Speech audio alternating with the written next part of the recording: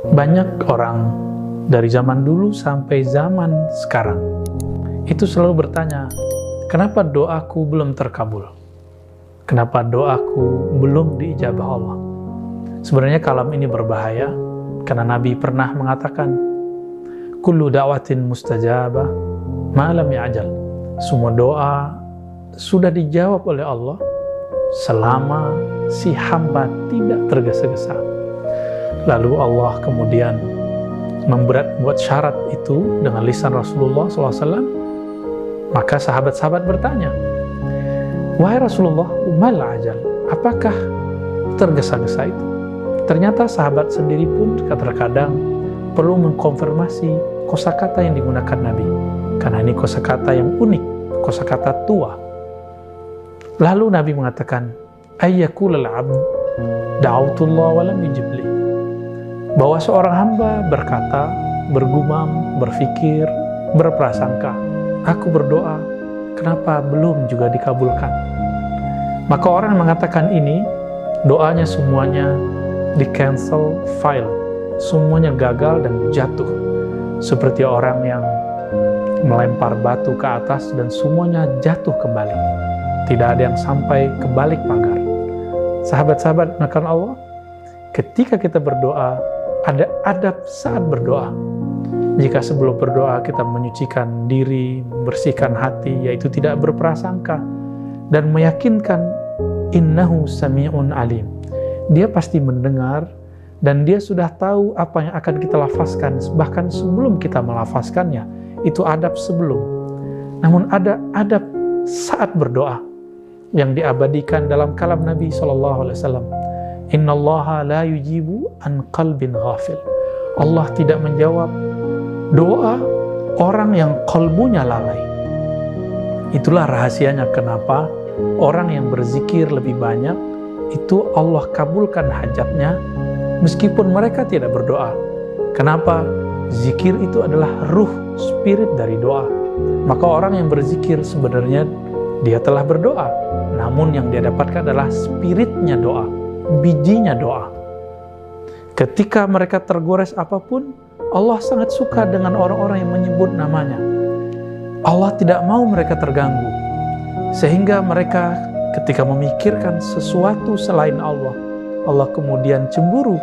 Maka Allah datangkan itu segera supaya orang itu tetap menyebut namanya. Inilah makna hadis yang sahih yang diriwayatkan oleh Imam Tirmizi dan Imam Ahmad, bahwasannya Allah Subhanahu wa taala memberikan kepada orang yang berzikir ma'utiya bihis sa'ilun, yang diberikan kepada orang yang berdoa. Kenapa? Karena mereka kolbunya senantiasa terkoneksi dengan Allah. Maka adab sedang berdoa adalah hati kita seakan-akan berbicara langsung kepadanya. Jika tidak, maka kita mengirimkan dan kita meyakini dia pasti mendengar, dia pasti melihat, dia pasti tahu apa yang kita lafazkan. Doa yang paling cepat dikabulkan adalah doa yang paling kuat koneksinya kepada Allah. Jadi sejauh apa, secepat apa doa dikabulkan, sekuat apa koneksi kolbu saat berdoa. Itu sebabnya dalam hadis Imam Bukhari dikatakan bahwa di antara hamba-hamba Allah ada yang idza aqsama 'ala Allah abarrah. Jika dia bersumpah atas nama Allah, berdoa, maka Allah tunaikan saat itu juga, karena rohaninya selalu hadir bersamanya dan mereka tidak pernah beranggapan Allah gaib darinya. Betul, Allah itu menyebut dirinya gaib, menyebut dirinya batin, tapi kan dia juga zahir.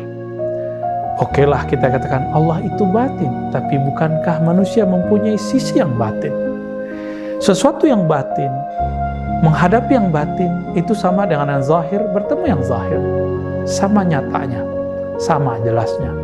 Namun karena orang belum mengenal dirinya yang batin, maka dia menganggap Allah yang batin itu gaib dan jauh. Padahal dia sangat dekat, bahkan maha dekat.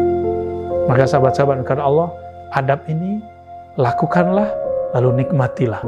Lalu adab yang ketiga, adab setelah berdoa. Apa itu? Tidak pernah mengatakan, kok Allah belum kabulkan? Inilah yang disebut tidak berprasangka buruk kepada Allah. Kullu da'watin mustajabah. Semua doa pasti dikabulkan. itulah jaminan dari Rasulullah. Rasulullah lah yang memberikan garansi. Apakah kita tidak percaya kepada Nabi? Maka sahabat-sahabat yang dimuliakan Allah, pegang garansi ini, jaminan ini, hanya tinggal tunggu kapan dia memberikannya. Inilah kata Ibnu Athaillah, fi waqtil ladzi yurid, la fil waqtil ladzi turid.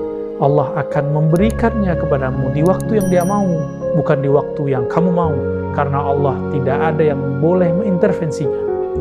Fima yakhtar la fima takhtar, pada objek yang dia berikan, bukan pada objek yang engkau pilihkan.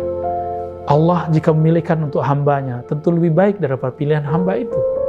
Maka tunggu saja, Allah akan berikan yang lebih sempurna, karena dia maha sempurna. Wassallallahu ala Muhammad walhamdulillahi rabbil alamin.